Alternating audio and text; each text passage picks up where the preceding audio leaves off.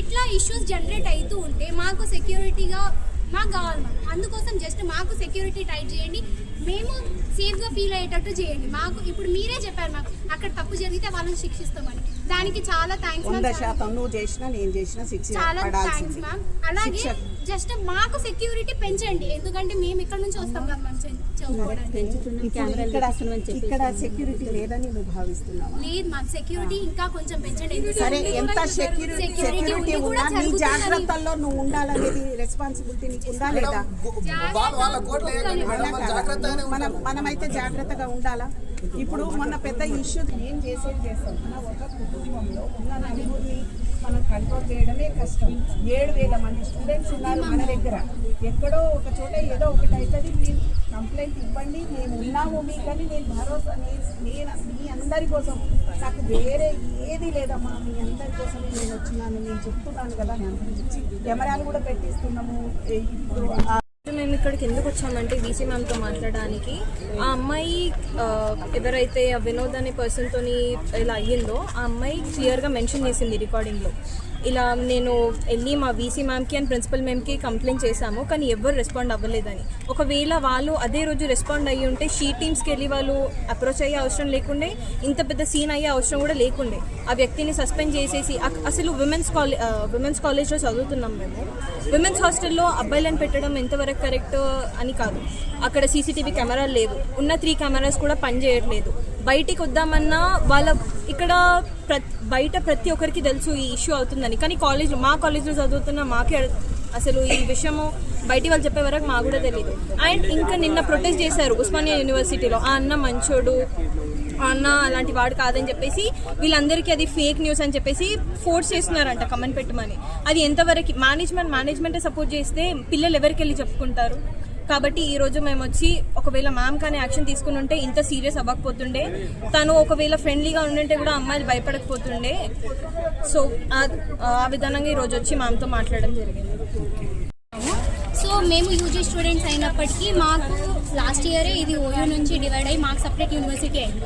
So ఇప్పుడు point వచ్చేసి ఏంటంటే మా పీజీ అంటే మా సీనియర్స్కి హాస్టల్ ఉస్మానియా యూనివర్సిటీలో ఉంది.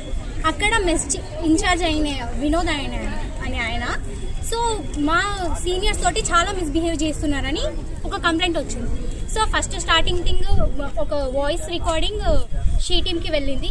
దాంట్లో ఆ అమ్మాయి చెప్పిన స్టేట్మెంట్ ఏంటంటే, మేము వీసీకి ప్రిన్సిపల్కి కంప్లైంట్ ఇచ్చినాము, అయినప్పటికీ వాళ్ళు యాక్షన్ తీసుకోవడం లేదు, సో మేము డైరెక్ట్గా ఇలా షీ టీమ్కి అప్రోచ్ అవుతున్నామని వాళ్ళు చెప్పారు. సో అదే ఇష్యూ తీసుకొని మేము ఇక్కడికి రావడం జరిగింది, వీసీతో మాట్లాడడం జరిగింది. ఎందుకంటే ఇది ఒక ఇష్యూ కాదు సార్, ఆల్రెడీ మేము ఇక్కడ లోపల చాలా ఇష్యూస్ ఫేస్ అవుతున్నాం. ఇక్కడ దర్బార్ హాల్ అని చెప్పేసి బ్రిటిష్ రూల్ అప్పటి నుంచి ఉందని చెప్పేసి ఇక్కడ షూటింగ్కి పర్మిషన్స్ ఇస్తున్నారు.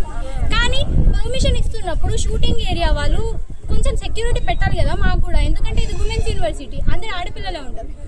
ఏమైందంటే ఇష్యూ, 2 అమ్మాయిలని మీకు బ్యాక్గ్రౌండ్లో యాక్టింగ్ ఛాన్స్ ఇప్పిస్తాము, మీకు ఈ షూటింగ్లో మిమ్మల్ని యాక్టింగ్ రోల్స్ ఇప్పిస్తామని చెప్పేసి మార్నింగ్ 10:30 నుంచి 5:30 వరకు తిప్పిరంట.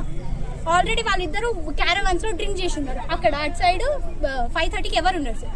ఆ రోజు అదృష్టం కొద్దీ మా స్పోర్ట్స్ బ్లాక్ అన్న ఉండడం వల్ల ఆ రోజు చూసి వాళ్ళని రెస్క్యూ చేశారు. లేదంటే ఆ రోజు ఆడపిల్లల పరిస్థితి ఏంటన్నా.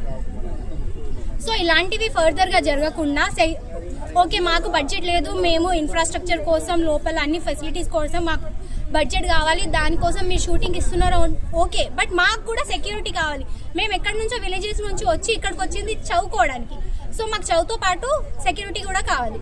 అదే మేము వీసీ గారికి ఈరోజు రిప్రజెంట్ చేశాము. అలాగే వినోద్ అనే ఆయన మీద యాక్షన్ తీసుకుంటామని చెప్పారు. దానికి మేము చాలా థ్యాంక్స్ చెప్తున్నాం వీసీ మేడంకి. అది ఎంత తొందరగా అయితే అంత తొందరగా యాక్షన్ తీసుకోవాలి. అండ్ ఇలాంటివి రేపటి రోజున పునరావృతం అవ్వకూడదు అనేది మా పాయింట్. కంప్లైంట్ చేసిన వినోద్ని మేము ఇప్పుడు విత్ ఇమ్మీడియట్ ఎఫెక్ట్ సస్పెండ్ చేస్తున్నాం. షూటింగ్ విషయాలలో అన్నారు కదా, పిల్లలు అభద్రతా భావానికి గురి అవుతున్నారు అన్నారు కాబట్టి షూటింగ్స్ ఇంతకుముందు ప్లాన్ చేసిన షెడ్యూల్ని మార్చేసి మేము హాలిడేస్ మాత్రమే ఇచ్చుకుంటాం. పిల్లలకి ఇన్కన్వీనియన్స్ కలిగించము, వాళ్ళ వర్కింగ్ డేస్లో షూటింగ్స్ పెట్టాం.